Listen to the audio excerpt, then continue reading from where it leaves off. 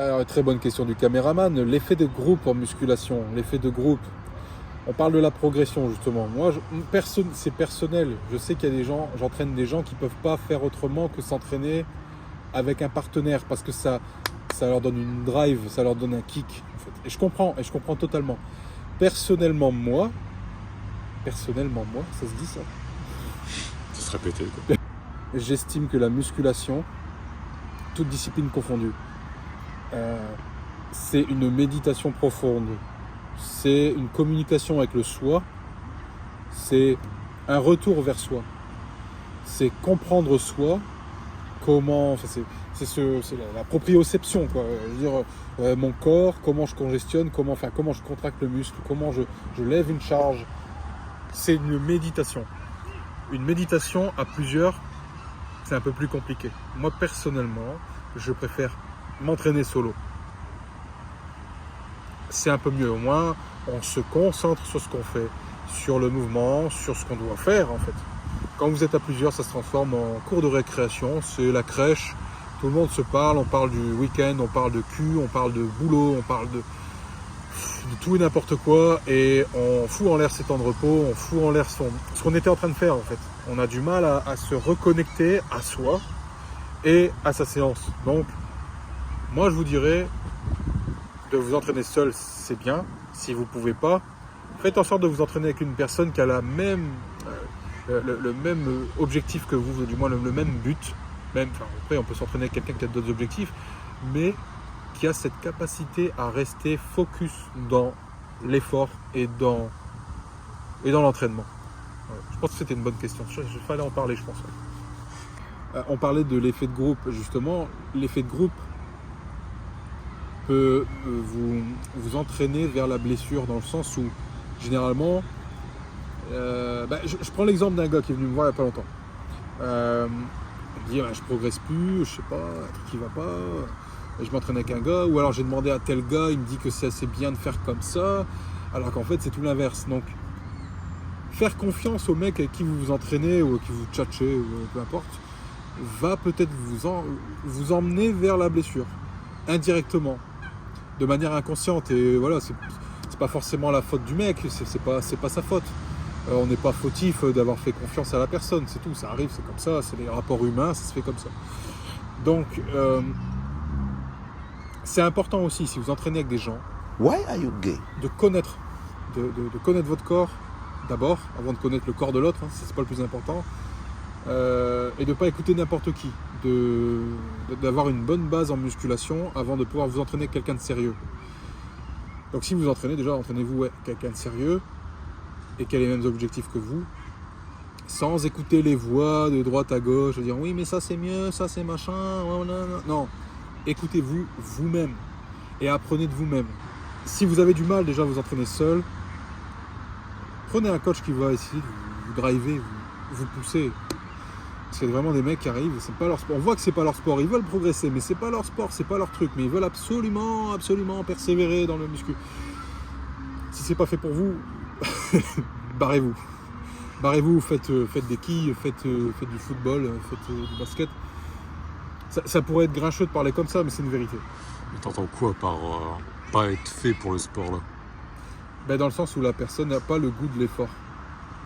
Il y a des gens pour qui, admettons, je prends l'exemple du tennis. Le tennis, ouais, vas-y, on y va, tu vois, le tennis, c'est super, machin. En plus, t'as l'effet du partenaire qu'on voit, tu vois, c'est cool. Mais il y a des gens en musculation, ils vont pas y trouver leur compte. Ils vont trouver l'effort trop chiant à faire. Combien t'en vois, tu vois, les mecs, il faut faire des jambes. Ah ouais, mais faire les jambes, ah ouais, mais tu vois, c'est...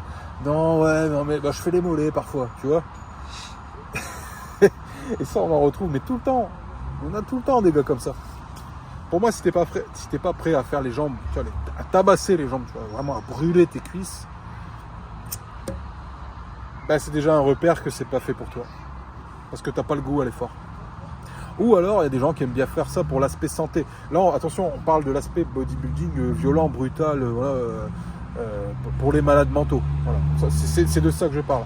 Par contre, le monsieur et madame tout le monde qui viennent pour l'aspect santé, l'aspect mobilité, l'aspect renforcement, c'est très bien. Si le mec il me dit voilà, moi je fais 3 exojambes, il fait déjà des exojambes.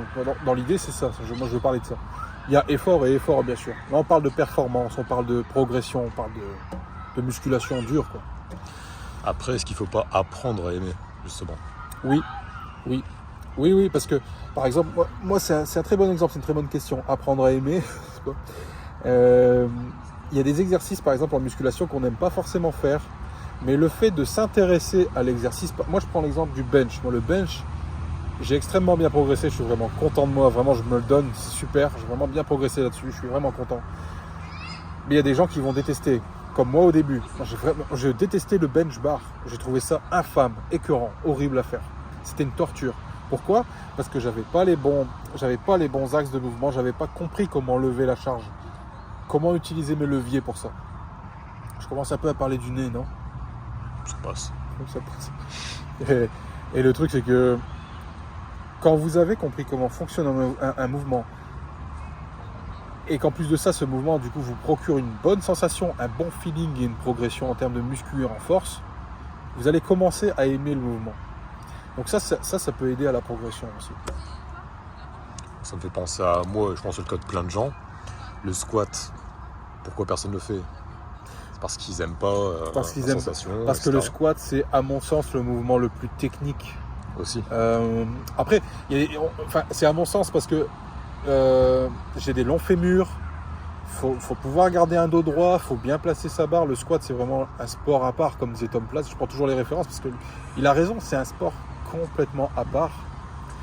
Et le fait de s'attaquer à un mouvement aussi technique, il y a des gens, ça va les buter un peu. C'est pour ça qu'on voit pas trop de gens faire du squat parce que ça demande de l'effort et en plus de ça, ça demande une espèce de capacité d'interprétation du corps dans l'espace. Moi, j'ai envie de dire que ça veut rien dire. Quand tu vois les gens qui font leur deadlift dos rond, t'as besoin de technique, mais ils le font quand même. Ça, c'est pour... Le deadlift dos rond, en fait, c'est vraiment, c'est de l'ego pur, quoi. C'est vraiment l'ego, quoi. C'est surtout l'imitation des réseaux sociaux.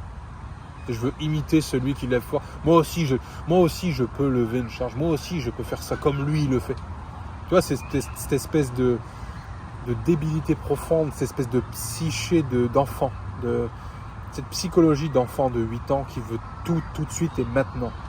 Tu vois, l'exigeant, le prince, tu vois. Je suis le prince, moi aussi je peux lever 6 plaques en un an. Tu vois, c'est un peu ça l'idée. C'est pour ça qu'au squat, on n'en voit pas de ces gens. Oui, parce que le deadlift, tu peux t'arracher, tu peux tirer comme un malade avec une mauvaise posture. Qu'un développé couché très lourd, qu'un squat très lourd, la charge, tu vas te la prendre sur la tronche. Donc, c'est pour ça qu'on voit plus de gens faire du deadlift lourd que des squats lourds ou des bench lourds. Parce qu'automatiquement, tu n'as pas le droit à l'erreur. Que le deadlift, tu peux lâcher la barre. Ça, c'est... On le voit beaucoup, hein. On le voit beaucoup maintenant. C'est à la mode. C'est à la mode. C'est la mode.